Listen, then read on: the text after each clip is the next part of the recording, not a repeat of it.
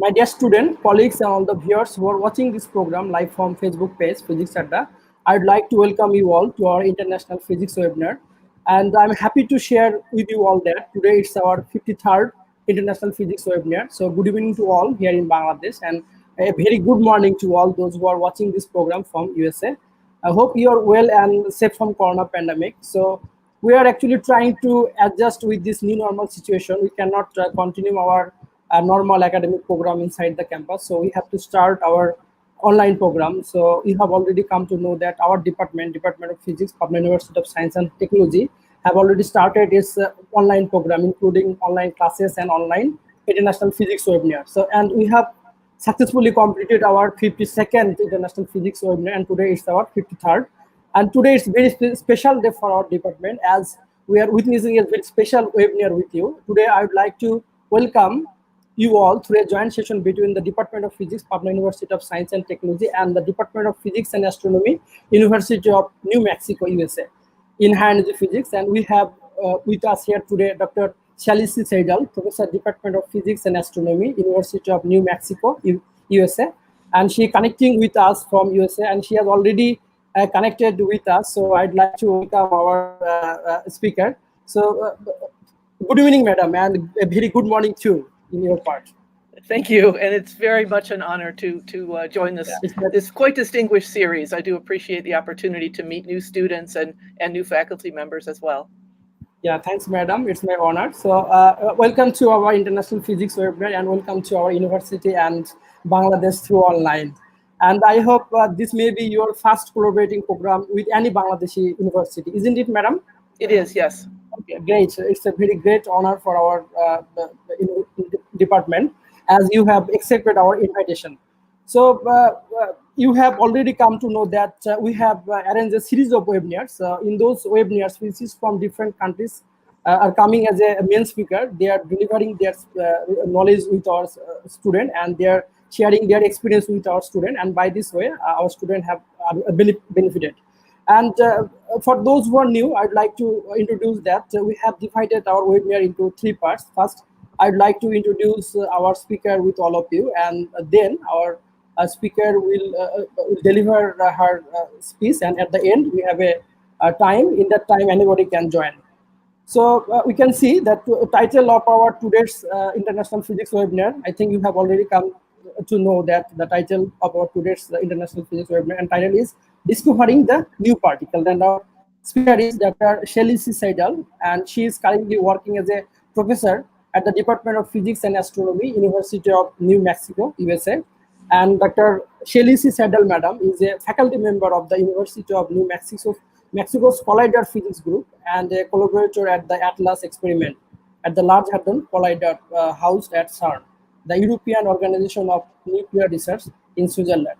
The ATLAS experiment focuses on activity involving massive particles and was part of the effort to discover of the Higgs boson in 2012.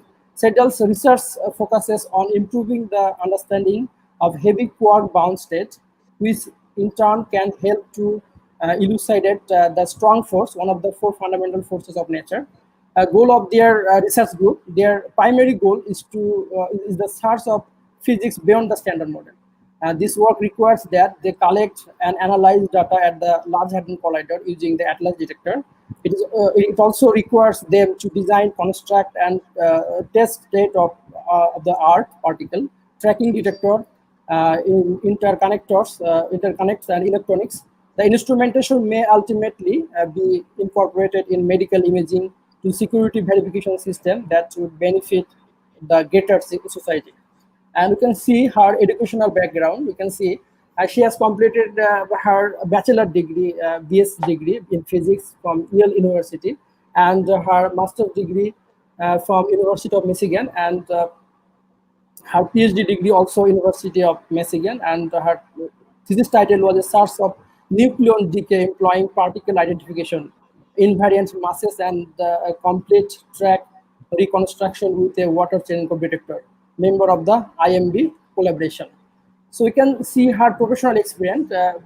She worked as a research associate at the University of Toronto Department of Physics in 1987 to 1991, and from 1991 to 1997, she worked as the assistant professor at the Department of Physics at University of New Mexico. And from 1997 to 2004, she worked as the associate professor at the Department of Physics and Astronomy at the University of New Mexico, and the member of CDF and Atlas collaboration. And from 2004 to present, she is working as a professor at the Department of Physics and Astronomy at the same university, University of New Mexico, and also a member of the CDF Atlas RD42 and RD50 collaboration. And from 2006 to 2007, she also worked as a visiting professor at Lund University Division of Experimental and Particle Physics. And in 2008, 2009, also she worked as a visiting professor at Royal Institute of Technology, Stockholm, Division of Physics. And in 2010 to 2011, she also worked as a visiting professor at the Institute of Physics, Vietnam Academy of Science, Hanoi. And in 2016, she worked as a visiting professor at the University of Colombo at the Department of Physics, and also in Erskine visiting scholar at the University of Canterbury. So we can see her professional activities. So she has a lot of member and other works in different organizations. So from 1992 to present, she working as a member of CDF Executive Board, and we can see her other position also.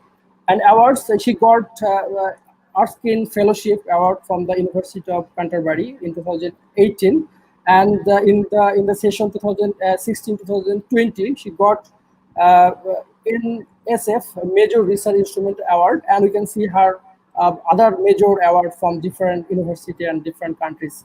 So we can see her research interest. Her research interest involved using the LHC to search for a new physics process and developing semiconductor tracking detectors. And publication, she has a lot of publications in different journals all over the world, and she gave a talks for almost all the high-energy physics conference, and we can see it's a list. So, and this is her Inspire Help ID. So thanks all for all of your patience. Now it's time to go to our speaker. So thanks, madam, for accepting our invitation, and I'd like to say thanks on the behalf of the Department of Physics, Pabna University of Science and Technology. It's your time, madam. You can start your session. Thank you very much, and it's a great honor, actually, to meet all of you who are in the audience. I wanted to take a moment to introduce myself before I begin my talk. So I have just a few slides here that are not part of my talk. Just first to let you know where I am right now. I live in the state of New Mexico, which is just a little bit north of the border with the nation of Mexico. My home is Albuquerque. This is a city with a population of almost 1 million, located in the southwestern desert of the United States. And to the east, you see the Rocky Mountains, and to the west is the Rio Grande River. Because our land is flat and the weather is dry, most Octobers, but not this year, most Octobers there's a balloon fiesta, which is held in our city. And here in the lower right-hand side, you see a street near my home so that you can have an impression of what it looks like when I look out my window. The typical buildings at the University of New Mexico are designed like this, the Physics and Astronomy Department and another building on the campus.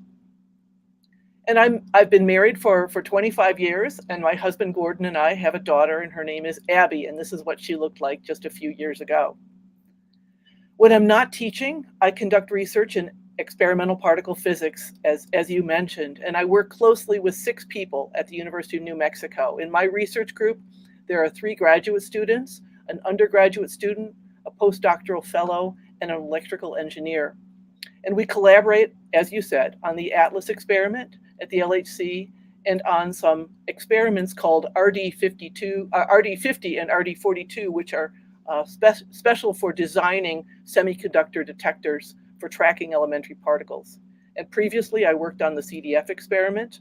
I worked as a postdoc on the Argus experiment, and my dissertation was on the IMB experiment. And right now, our research is focused on heavy quarks and particle tracking, but I'm interested in many things.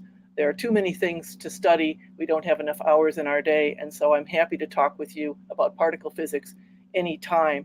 my last slide is an image of the 4 experiments that I've worked on in my career. Now I'd like to go to the actual talk.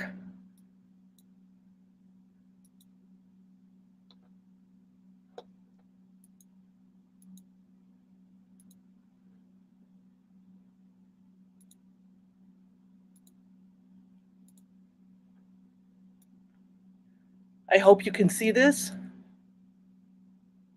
Good. I'd like to tell you today about discovering new particles. And what you see here is a picture that was taken in the Atlas control room at the Large Hadron Collider in November of 2009. And what you see is what people look like when they feel like they're about to discover something new. This picture was not taken, in case you might think, at the discovery of the Higgs boson. This was taken at the moment when the first collisions occurred at the CERN Hadron Collider after over a decade of construction of that collider. Thousands of people, physicists, engineers, and students and technicians had been working for a decade to make those beams collide in order that we might have the opportunity to try to discover new particles, including the Higgs boson. And this was the moment when the first collision occurred. It was a beautiful moment for everyone who'd been involved. Now let me step forward 3 years from that day in 2009 to the 4th of July in 2012, when 2 international experiments, the CMS experiment and the Atlas experiment, simultaneously announced the discovery of the Higgs boson. And this was the culmination, again, of a project that had begun for us 20 years earlier when we had first formed those collaborations in 1992 and begun to think what the detectors should look like and how should we make this search.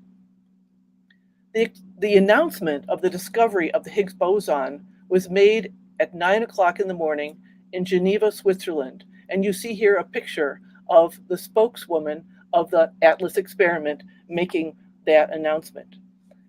There were 500,000 people around the world who watched her presentation streamed live. You see in the lower right image here, 700 people gathered in a conference hall in Australia to watch this. There were 250 people who gathered in a conference hall at Fermilab in Chicago at 2 o'clock in the morning. They had woken up early and driven across the farmlands in order to come to this conference hall where the announcement would be streamed. Across the world, there were 1,000 television stations and 5,000 news programs that showed video footage of this announcement. It was a remarkable thing for science. Here's an image of people gathered in Germany watching the live stream, and an image of people gathered in Japan and people in California very early in the morning for them. They're looking very sleepy. They're eating old bad food, staying awake to watch this announcement. Why would people all over the world stop what they're doing or wake up in the middle of the night to watch the announcement about the discovery of a particle? It doesn't sound like something that would be of interest to so many people. What was remarkable about this? Especially, we already know about hundreds of types of particles. The particle data book, which is a catalog that's used by professionals such as myself and Professor Das. The particle data book is 1,700 pages long, listing all of the particles that we already know about. And here on this slide number 4 are just a very few of them, which I've captured from Wikipedia. So with so many particles already known, why would people be so interested and so excited about the discovery of just one more? Well, that's what I want to talk to you about today. Do we really need to know about any more particles? Well, my answer to you is yes, and I want to explain to you why I believe that. And so this talk addresses these 4 questions. First of all, what are particles? Secondly, why is discovering new particles important? Thirdly, what can a particle tell us about the nature of the universe? And fourthly, what might be discovered next? Particle physicists are in the business of finding out the content of nature's cookbook. We want to know not only the full set of ingredients that are available in nature's pantry, but more importantly, what are the recipes? What are the rules that nature uses when combining those ingredients? The ingredients are the particles and the forces. I'm sure you know about some of them already. You know the common particle, which is the electron. It's the stuff of electricity. You also know the common particle, which is the photon. It's the particle of light. All of the most fundamental particles that we know have a very, very surprising property, which is that they occupy no volume at all. We say that they are point-like, but at the same time, they have mass. Most of them have mass, which is like weight. And that's curious, how they manage to have mass without taking up any space at all.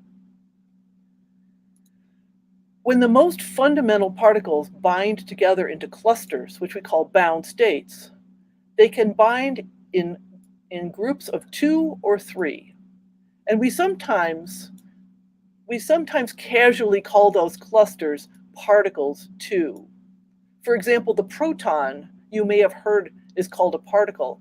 Actually, it's a cluster of 3 fundamental particles that are called quarks. Although the quarks themselves are point-like, the clusters are not point-like. And here's an image of the proton close up, a bound state of 2 up quarks and a down quark. And the other way that the bound states form, these are called mesons, and this is a bound state of a quark and an antiquark. This black square on the right-hand side is the complete set of point-like fundamental particles. The bound states, those clusters, they fill up the other 1,699 or so pages in the particle data book. You see these particles indicated in suggestive groupings. You see under matter the up and the down quarks that make up the proton and the neutron. And then you see some other relatives of them, which I will talk about, charm, strange, top and bottom. You see here the electron, which orbits the nucleus, and then some other relatives of it, the muon and the tau, and some neutrinos. There's also antimatter, which certainly does exist, but it's not actually classified as a separate fundamental type of particle, so that's why it doesn't get to be in this image. You see also under forces, the photon, which transmits the electromagnetic force between any 2 charged particles. You see the G, that's the gluon, which transmits the strong force between any 2 quarks, and especially it holds the nucleus together. The W and the Z carry the weak force that produces radioactive decay. Notice that there's no particle in this particular image that represents the transmission of gravity. That's because the graviton has not been discovered, although we hope to discover it, in which case it will definitely get to be in this picture. And then there are all these other particles that I haven't talked about in detail, the charm, strange, top, bottom, etc., which definitely have been observed in experiments as well as in nature, in cosmic ray events. But their role in nature is still not completely clear. So they're an interesting thing to study for that reason. There's also the famous Higgs boson. I'll talk about that more later.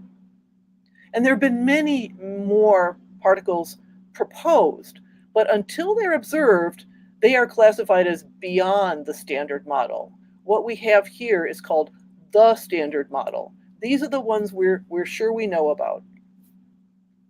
Well, searching for new things, which is what I like to do, and finding them is fun. But what's really most interesting is seeing whether those things that we discover form a pattern. So the key word for this slide, what I want you to take away from this slide is pattern. We're looking for patterns. And this black square in the upper right has definitely been constructed to arrange the names of the particles into suggestive patterns that I want to explore more with you. So we see, for example, that the pair of light quarks, the up and the down here, are replicated in some way by two pairs of other quarks. And I want to emphasize that this is sort of a graph where the mass increases to the right. So the up and the down are the lightest quarks, and the charm and the strange are the next lightest, and the top and the bottom are the heaviest.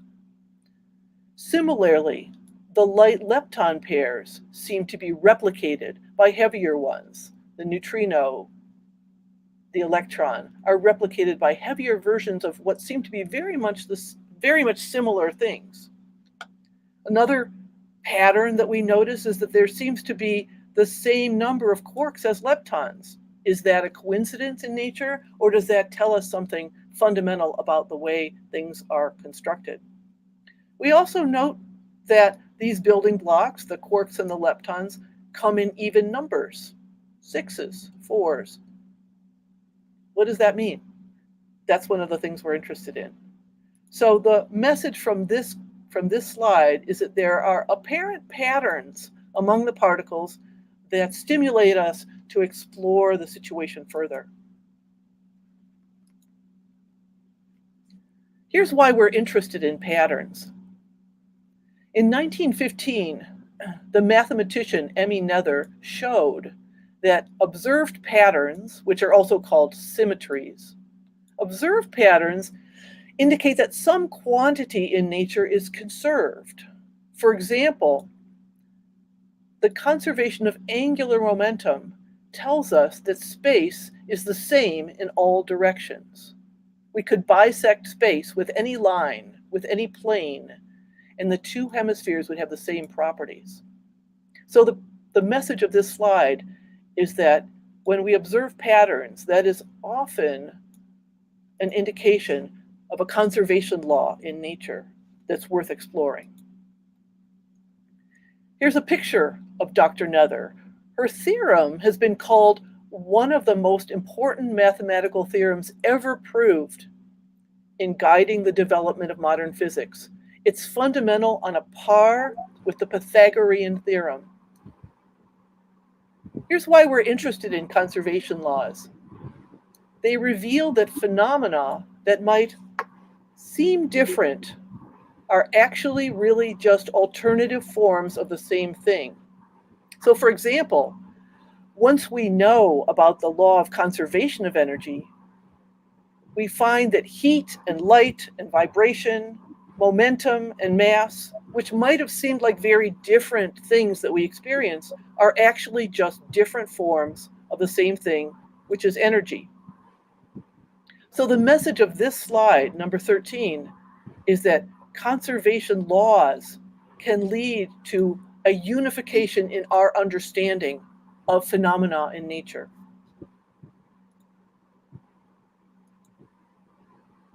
The unification of phenomena is a philosophical idea that most physicists seem to hold. You might say it's a little bit outside of science. It's something in our hearts. We think maybe the grand diversity of the universe flows, in fact, from a single field, which is taking different forms in different realms.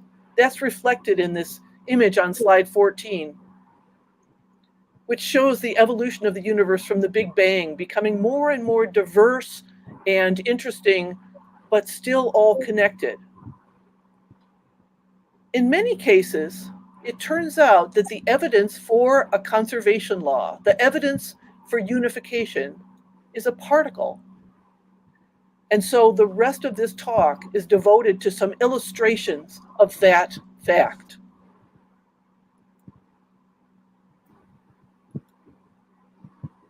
Now I want to look further into some of those patterns that you saw in that black square image back on slide 4 or 5. One thing you notice is that there are 6 quarks and 6 leptons. So we might think to ourselves, Does everything come in groups of 6? Or is this perhaps a sign that maybe quarks and leptons are just different forms of the same thing? If that's true, if we want to explore whether that's true, then we might look for grand unification particles, also called gut particles, particles that would have the role of transforming quarks into leptons or leptons into quarks. Here, for example, is a hypothetical grand unified particle called the X. This is what it could do. It could transform protons into electrons and mesons. On the left side of this image is the proton. Time is represented graphically as evolving to the right. The tips of these 3 lines indicate the 3 quarks that compose the proton, an up, and a down. As time evolves, the down quark just continues. Nothing happens to it. But the 2 up quarks spontaneously disintegrate. They annihilate and produce, hypothetically, an X grand unified theory particle, which then itself annihilates shortly after into a positron and an anti-down quark. The anti-down quark then unites with the down quark to produce the pi-0 meson. So if these X particles really exist, and if we were able to collect a large number of protons into one place, an experimental hall, we should be able to just watch those protons and eventually see some positrons and some pi-0 mesons emerging. That's how this kind of experiment works. This kind of experiment has been mounted several places. You see an image here of the experiment in the Kamioka mine in Japan. The goal of this experiment is to find that particle X. The protons that I said we had to collect, well, they are a tank of water in a vessel. There are about 10 to the 32 protons in that tank of water. If one of those protons decays, it'll produce a flash of light that will be recorded by sensors all over the wall. You see here the scientists in a small boat on the surface of the water. They're doing some technical maintenance of the sensors, which are photomultiplier tubes. This kind of experiment is called an experiment in proton decay. So it's the search for indirect evidence of the X grand unified particle, which is thought to live very briefly.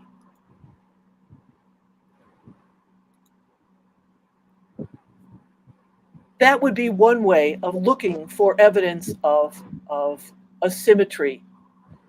I'm going to go on and talk about another type of experiment which could be done. Still, we're looking for patterns. And now we're going to ask the question, could they help us understand dark matter? You may have heard about dark matter. It's that stuff that scientists hypothesize that exists, that bends light by gravitational attraction, but otherwise doesn't interact with our known matter. And we believe now, based on indirect evidence, that there is more than 5 times more dark matter than normal matter in our universe. And so some scientists are trying to discover what dark matter is. Here's a picture to indicate why we believe it exists. One of the many indirect signals we have. The idea being that if this orange sphere is actually invisible dark matter, it can bend the light which is emitted from a real star that's behind it, so that an observer on the Earth, pointing back the direction of the bent track of the light, will believe that there is actually the star in a different location. And since this happens in 3 dimensions, the observer will see apparent arcs of light which are really originating at a single star. That's an indication that there's some dark object out there which is gravitationally attracting but not electromagnetically interacting.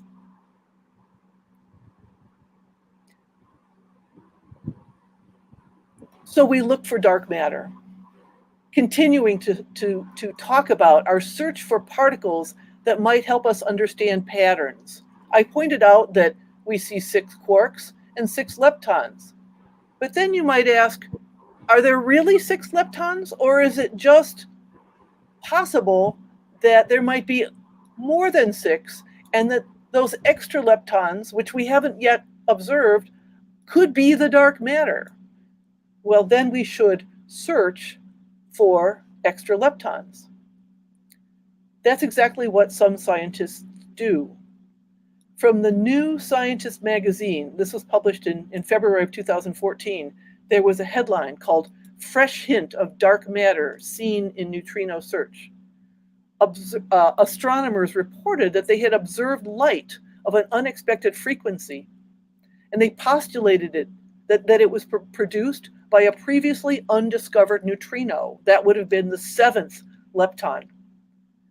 That neutrino might have mass 7 kiloelectron volts and would have produced light as it transformed itself into 2 photons. That's another way of searching for patterns by looking for new particles. In this case, looking for a previously unobserved neutrino. Here on slide 19, I'm still thinking about patterns and unification. Recall that I showed you that there are 4 fundamental forces: gravity, electromagnetism, and the strong force, and the weak force. But is it possible that there really aren't 4, but that in fact they might all be unified into a single force, which just seems to us different in different contexts? Let's explore that. Now, one thing we know about the fundamental forces is that each of them has its own characteristic strength. So we're familiar with the idea that gravity is very weak, and the strong force, the one that binds protons and neutrons into the nucleus, is the strongest. And in between those two, the electromagnetic and the weak force have an intermediate strength. We call that strength of the force the coupling. Now, you might feel that because the 4 forces have very different strengths, they must really be very different 4 forces. How can we connect that with the possibility that they might really all be the same force looked at in different ways? Well, the strength of each force, which is also called its coupling, turns out to depend on the ambient energy. So if that force is present in a very energetic regime, its strength is different from if it's present in a very cold regime. Now, at earlier stages in the universe, when the universe was smaller and hotter and denser, the couplings were different because the temperature was different. And theorists have worked out that if we know the couplings now, the strengths of the forces now, and we know how they depend on energy or temperature, we can extrapolate them back to the moment of the Big Bang.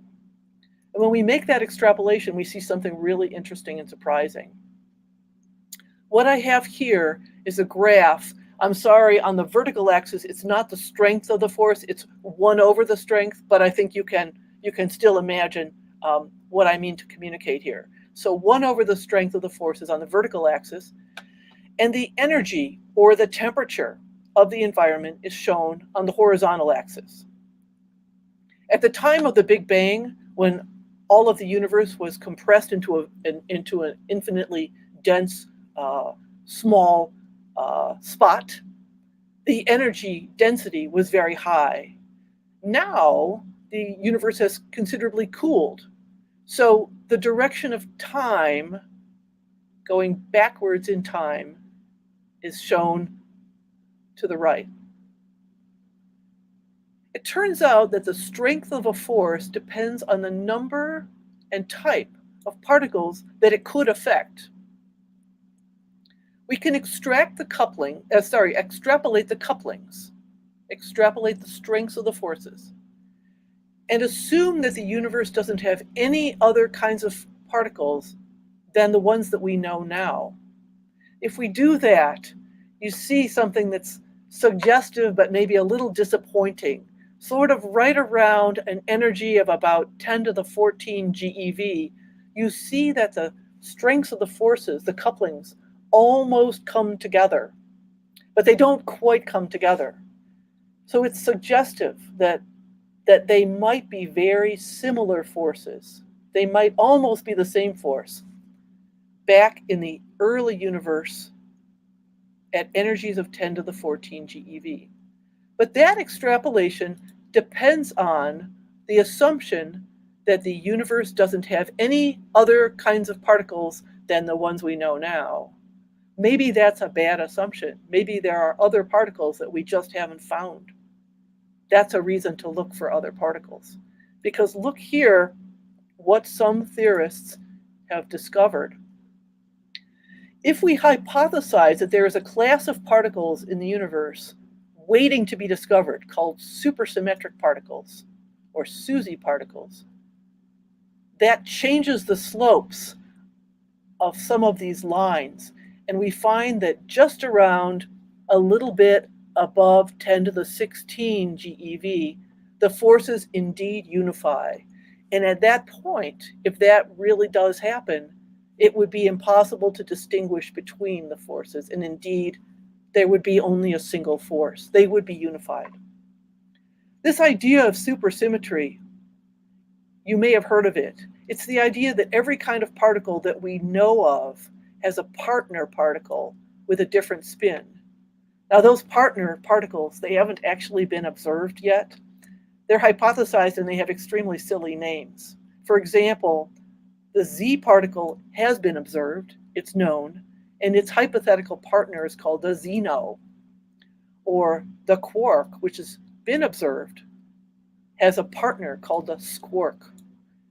And my new favorite, which I think is the silliest name of all, is a hypothetical supersymmetric particle called the Goldstino, which is named in some way after Professor Jeffrey Goldstone at MIT.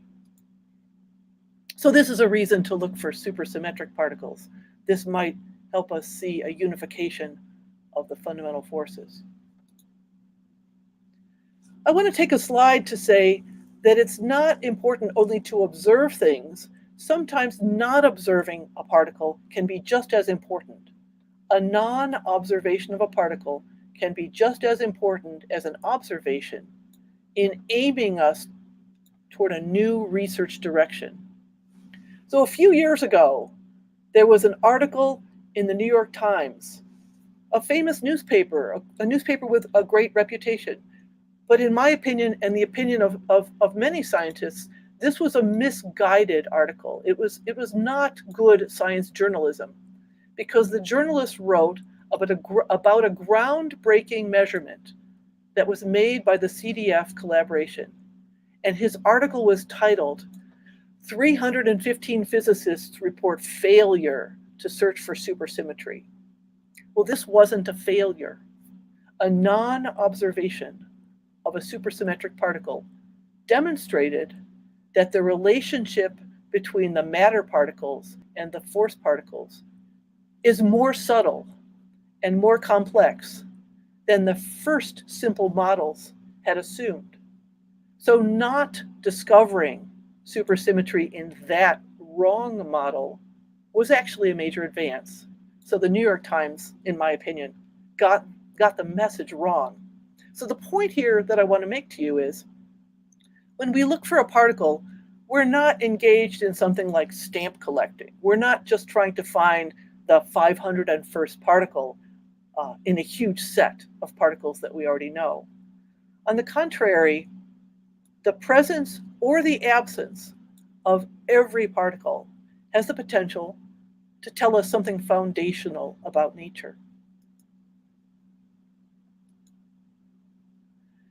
Some particles are hard to find now, and that's because they were most abundant in the early universe, but they're less common now. And this is because they are more easily produced in a hot environment than in a cold one. But they're still in the rule book. They're still possible. And so we want to study them. It's kind of like when we look for these ones that are harder to find, it's like we're looking for flowers that only bloom in the summer, but we're looking for them in the winter.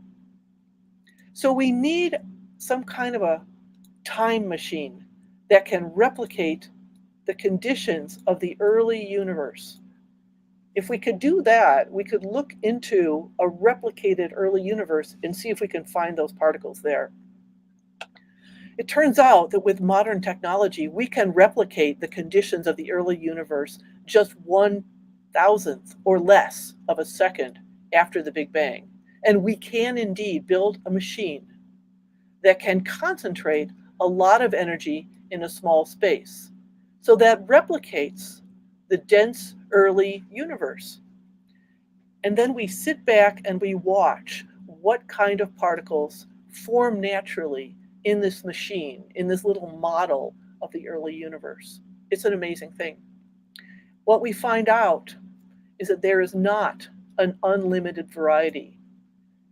Even if we give nature as much energy as it might want to produce anything, nature seems to have a limited set of ingredients in its cookbook. In other words, even if we give nature all of the energy it might want, it seems to forbid certain things to exist and permit other things to exist. What we do as high energy physicists is observe what's allowed and observe what's not allowed to see what that tells us about the rules of nature. Here's how these energy concentrator machines work. We take two hollow circular pipes that have a diameter of a few miles, and we place one above and one below. And we put common particles in both, for example, protons. And then we make the protons circulate in opposite directions at speeds that are almost the speed of light, so almost 1 billion miles per hour. And then we divert the paths so that the beams of protons collide and annihilate at a few points. Now, when two protons collide, they produce a fireball, and the fireball's energy equals the sum of the masses and the momenta of the colliding protons. But the protons themselves have velocity, again, which is 0.9999999 times the speed of light. So their momentum is huge. And this combination of the momentum and the mass, this energy results in 8 or more tera electron volts, equivalent to the energy stored in 8,000 protons at rest. This fireball is a small replica of the condition of the universe 10 to the minus 12 seconds after the Big Bang. And here you see an image. The fireball doesn't last long, so we have to keep colliding these protons over and over and over again, making one after another of these fireballs, and looking very quickly at each fireball before it's gone to see what kinds of particles are produced in it. You see an image here of one fireball and the particles produced outgoing from the fireball as tracks and imaged as rings and other patterns by a detector at the Large Hadron Collider. So this device is the Large Hadron Collider. It's located in Switzerland. I showed you on the very first page of this talk, it was commissioned in 2009. It started taking data in 2011. And there are hundreds of US physicists and thousands of physicists from all over the world, including students, including engineers, including technicians who are working there. Just to show you how large this undertaking is, it's not on the surface, although I've shown it imaged on the surface at the border between Switzerland and France. It's about 500 meters below the surface in order to protect the data from cosmic rays. And just to show you how large it is, I've indicated the length of the airport runway. The experiment that I work on is called ATLAS, so that's right here. There are 3 other large experiments and 3 other small experiments on this ring. So everything that was present in the early universe, at least as early as 10 to the minus 12 seconds after the Big Bang, should be produced in the fireballs that are the collisions at the Large Hadron Collider. The cookbook is open for us there. Everything that is not forbidden is compulsory, is the famous saying about this. So we try to find out what particles there are in the tracks that exit this fireball. We're watching for them with detectors that are enormous. They have to be enormous. Here's a picture of the ATLAS experiment, but only part of the ATLAS experiment because it's so large that the person taking the photograph couldn't back up far enough to capture the whole detector in the photo. This picture was taken just shortly before the detector was actually finally assembled. So there was still a scientist here involved in the commissioning before this bridge was taken away and the parts of the detector were brought together.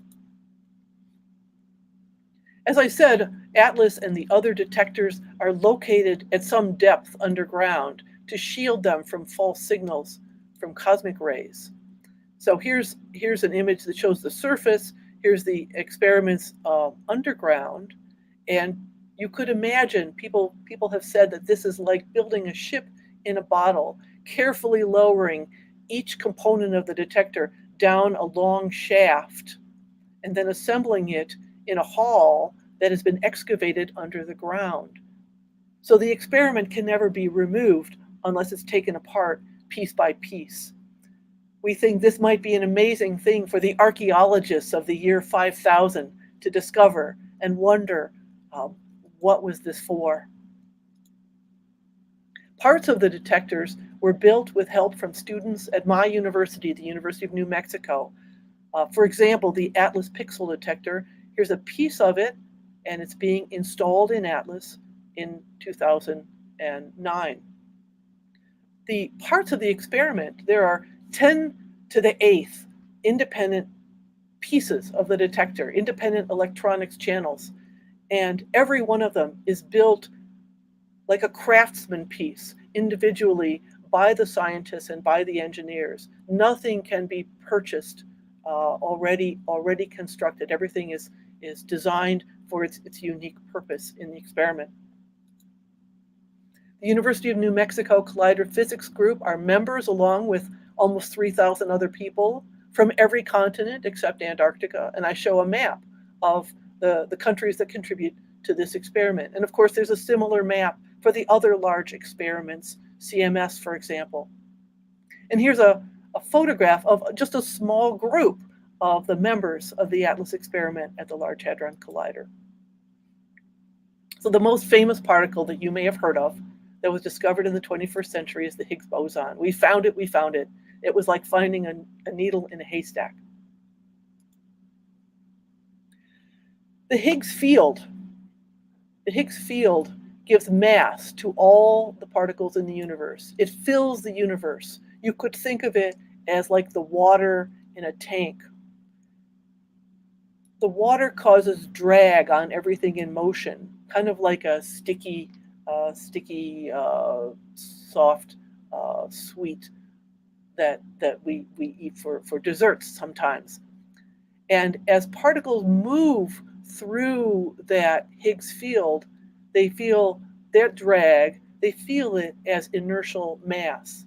So responding to the Higgs field is like trying to run when you're underwater. You feel more massive, you feel heavier. Well, this field can condense into particles, and those particles are the Higgs boson.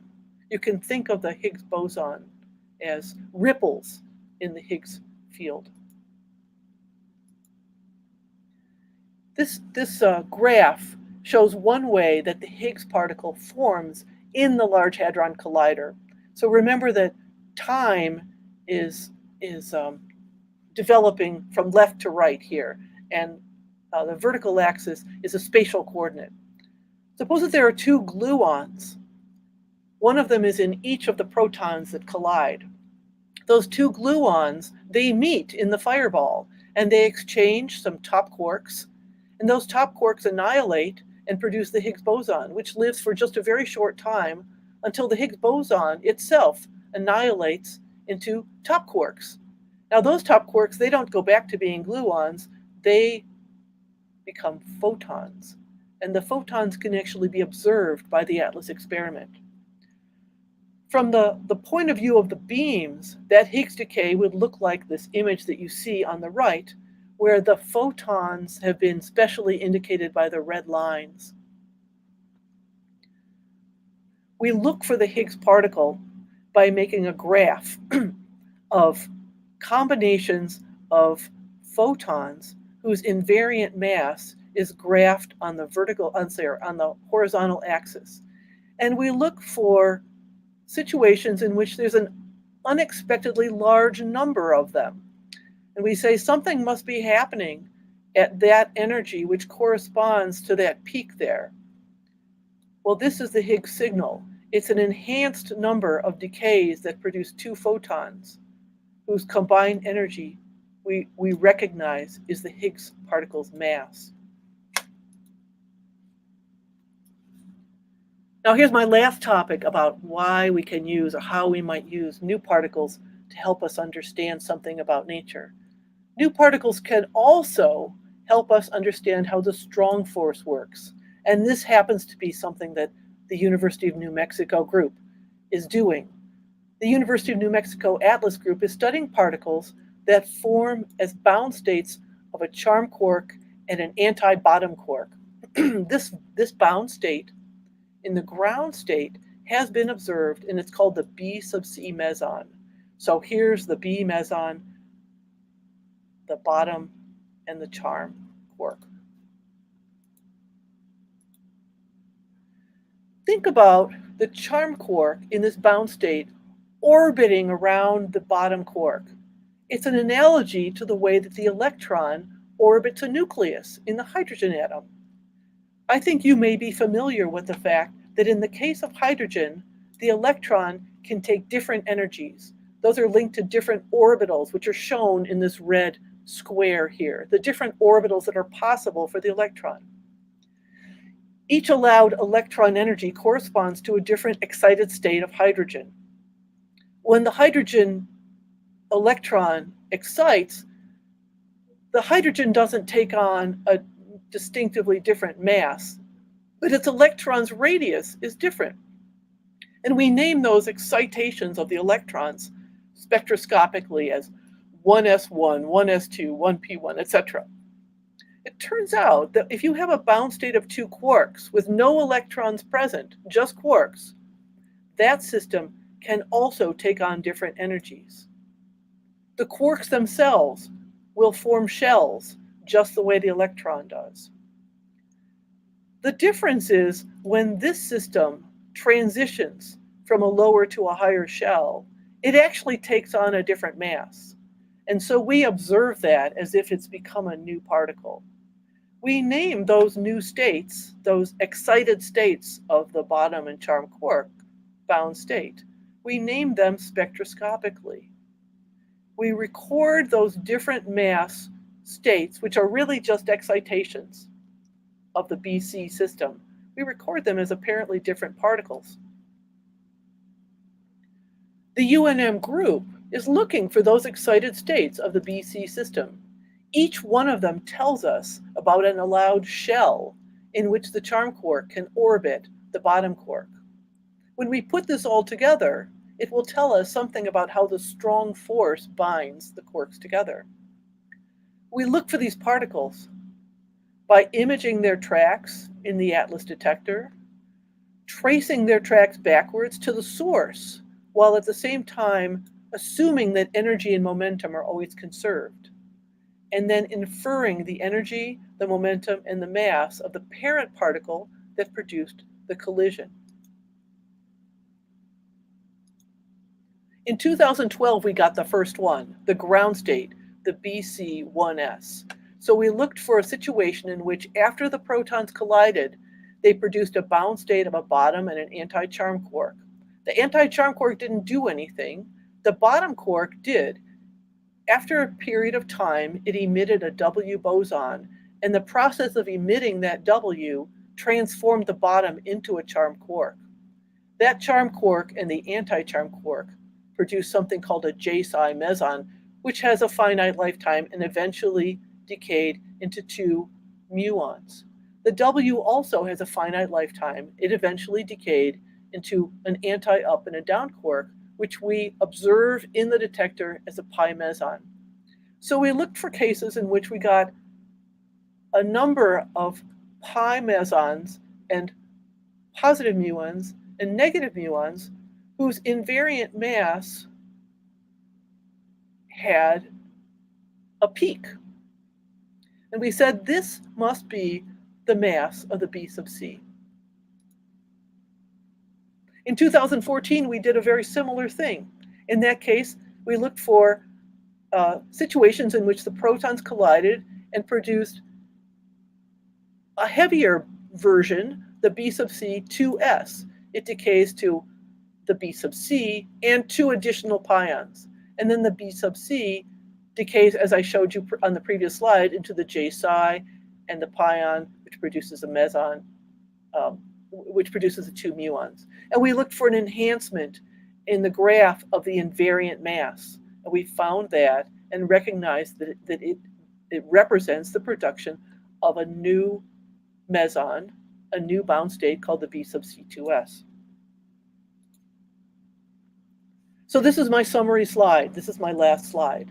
This is what I want you to take away from this talk. A particle can be a key to explaining a pattern in nature. For example, the X particle, which is hypothesized in grand unified theory, would transform quarks into leptons, revealing that they are fundamentally the same thing.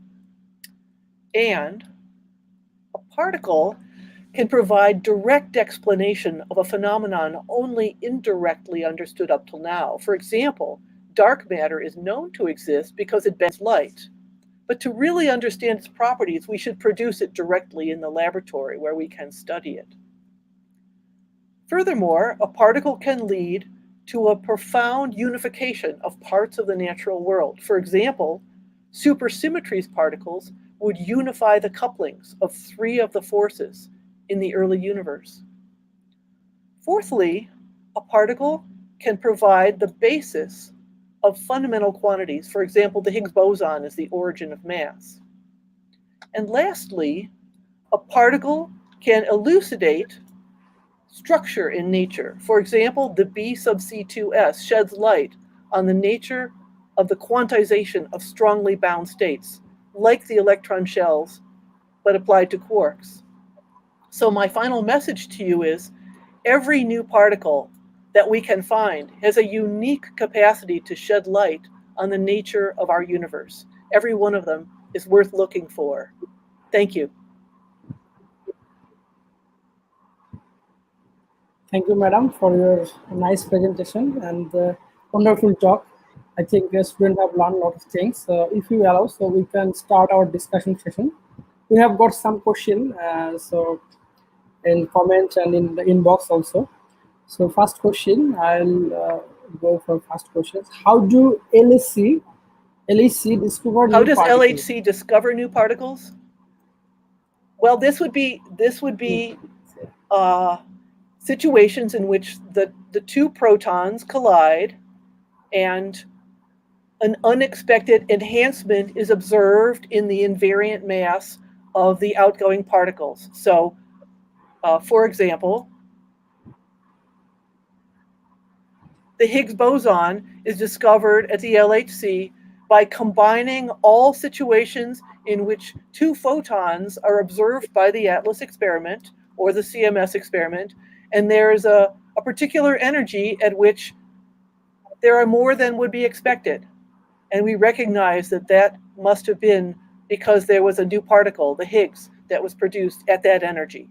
Similarly for the B sub C2s and many other new particles. There have been, I think, 13 new particles that have been discovered at the LHC, although the Higgs is the most significant and the most famous. There have been a number of others as well.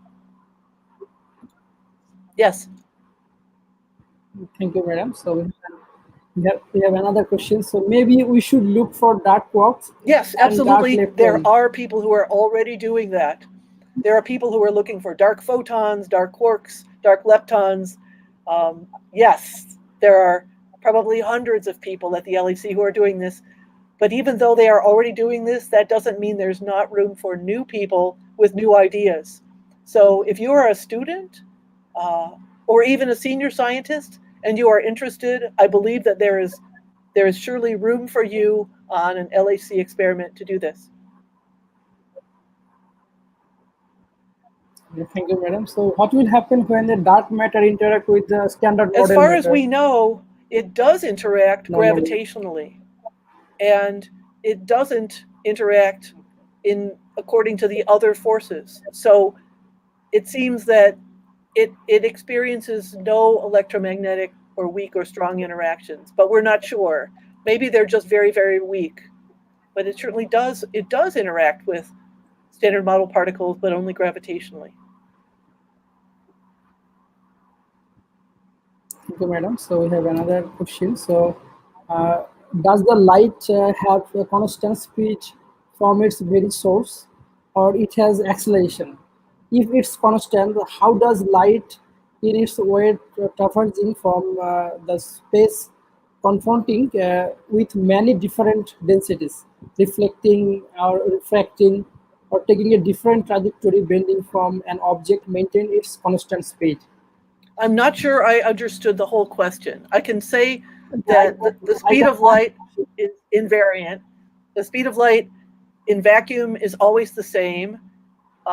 When light travels through a medium, its speed is changed. But I'm not sure that that's what you were talking about. Light can definitely deflect. It can change the trajectory of its path, but that doesn't mean that its velocity has changed. Other than that, I didn't quite understand the question. I'm sorry. Okay, Feel thank you, free to madam. repeat if you like. Okay, so I can repeat, but okay. So does the light have a constant speed from its very source, or it has acceleration? First question. Okay, it doesn't So, accelerate. No. okay. So okay, then we have another question. Can we expect the existence of other particle beyond our knowledge that can explain the unification of all fundamental forces? Other particles beyond what? I'm sorry, I Okay, didn't hear. can you expect the existence of other particles beyond our knowledge that can explain the unification of all the fundamental forces?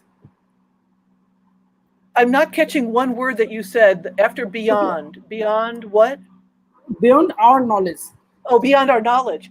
Yes, we hope so. But again, this is somehow this is a bit beyond science. It's something that's in the heart of scientists. We have some hope that there is a unification, and that this unification might be related to the observation of a particle.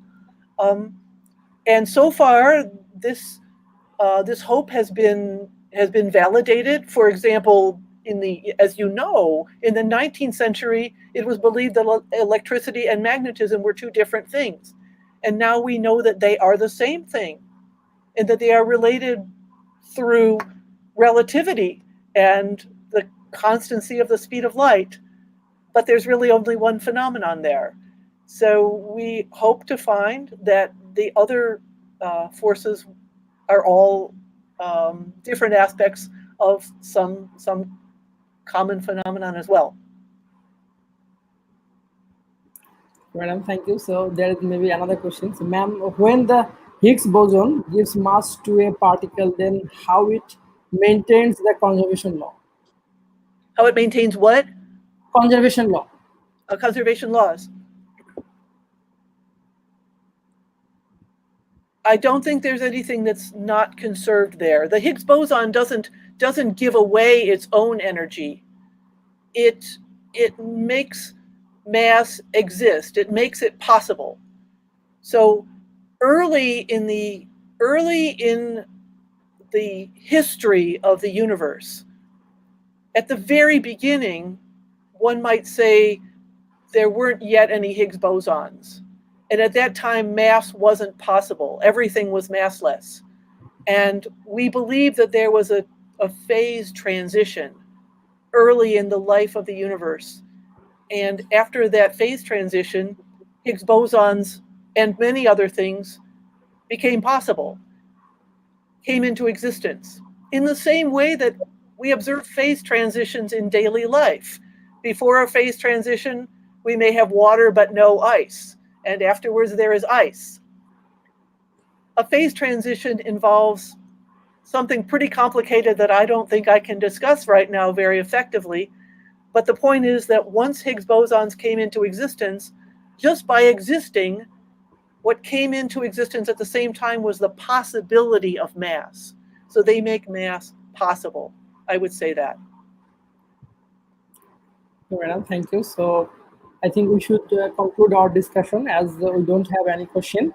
So thanks. May I also say that if there have been a few people who asked questions that I wasn't able to answer very well, if they would like to send me email, I will send them a better answer. And I can also, for example, send them a link to an article which is freely available online, something like this. So I would like to make sure that people get as much of an explanation as they might want. Okay, thank you, madam. So please offer them my email address. Okay. They may ask you in Okay. email also. Thank you. So we'd like to say thanks on the behalf of the Department of Physics, Pabna University of Science and Technology. It's our honor actually, and it's my honor and privilege to host you in my International Physics webinar. So thanks again, madam. Hopefully near future we will arrange another webinar with you. And after the pandemic, I will definitely invite you to in my university, in our university, for a face-to-face talk. So thanks for your kind presentation and accepting our invitation. Thanks again, and bye for today, madam.